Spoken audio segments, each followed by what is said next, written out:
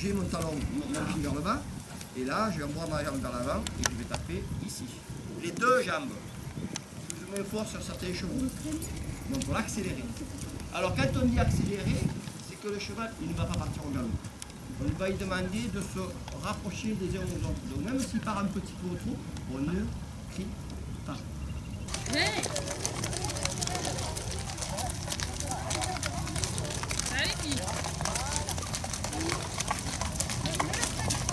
Remonter derrière, ça veut dire que toi tu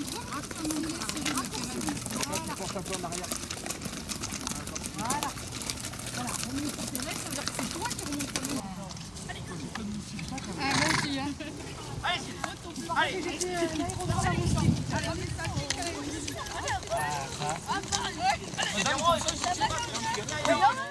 Pourquoi avoir organisé cette journée? D'abord parce qu'on est des passionnés de chevaux, tu vois, on est 4 cavaliers, 5 cavaliers avec la directrice qui sommes passionnés d'équitation. Et puis on était convaincus que ça pouvait aussi contribuer à montrer aux jeunes une image positive de la police. Montrer que la police, c'est pas uniquement le côté répressif, mais on est aussi des hommes, des femmes, comme vous, comme vos parents. On a aussi une vie à côté de notre métier. Et puis voilà, et on est ravis de ce moment parce qu'on a vraiment passé un très très bon moment avec vous.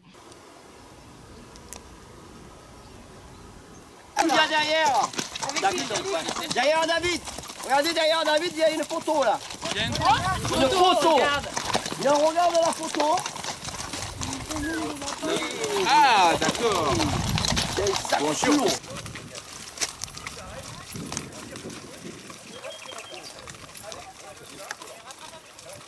Tire pas, demoiselle.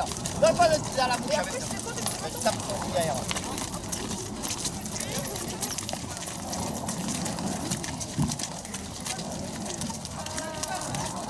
Laissez-le faire sur le pont. Quel est votre ressenti sur cette journée? J'ai un très très bon ressenti. Je trouve que les jeunes dans l'ensemble, j'ai l'impression que vous avez bien aimé aussi la journée. Et ça s'est très très bien passé. On a pu avoir des échanges avec vous, on a pu rire, on a pu parler de tout, c'est ça le plus important. Et sortir, vous sortir un peu du quartier et nous sortir de notre commissariat. Donc on s'est un peu retrouvés sur un terrain neutre, un terrain qui n'est pas habituel.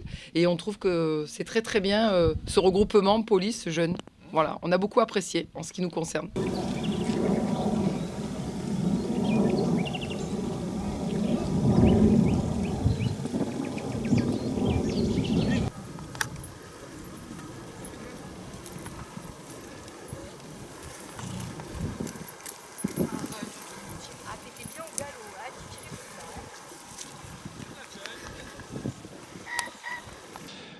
On est sur une démarche qui est assez originale, voire inédite, puisque on fait tous le constat depuis des années qu'il y a un fossé de compréhension, en tout cas de représentation, entre ce que peut représenter la police, je ne dis pas les policiers parce que ce n'est pas la même chose, et les habitants des quartiers prioritaires. Déjà, est-ce que quelqu'un a une idée des causes de ce fossé? Pourquoi ça existe, cette histoire-là? C'est un gouffre, hein. C'est un gouffre et qui est depuis des décennies. Pourquoi? C'est difficile.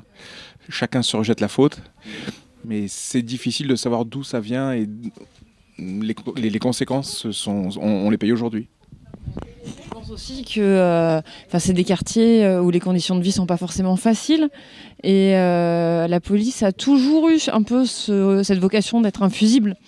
Et il faut bien rejeter la faute sur quelqu'un. Et le représentant de l'État dans ces quartiers, c'est le policier. Et donc c'est sur lui qu'on peut rejeter la rage, la colère. Et c'est humain, quelque part. Des quartiers qu'on connaît bien, parce que nous sommes originaires entre guillemets, de cités. Moi, je viens du Val-de-Marne. J'habitais dans une cité du Val-de-Marne. La directrice, la quartier nord de Marseille. On vient de secteurs souvent prioritaires. Et voilà, on connaît bien le milieu. Moi, je suis un acteur de terrain en première ligne, un peu comme vous d'ailleurs, de l'autre côté, hein, dans le domaine de l'éducation populaire.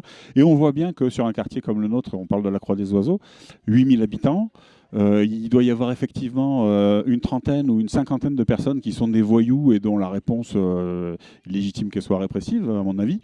Et puis on voit bien qu'il y a une centaine ou peut-être une 200aine de gens qui suivent parce qu'il y a un effet de groupe et d'entraînement. Et puis il reste quand même, si je fais les bons calculs, 7800 personnes derrière qui, elles, subissent voilà, cette histoire-là. Donc est-ce que vous avez des pistes, des idées pour embrayer sur cette journée-là? Comment est-ce qu'on pourrait aller plus loin dans ce dialogue qu'il est nécessaire de renouer au plus vite?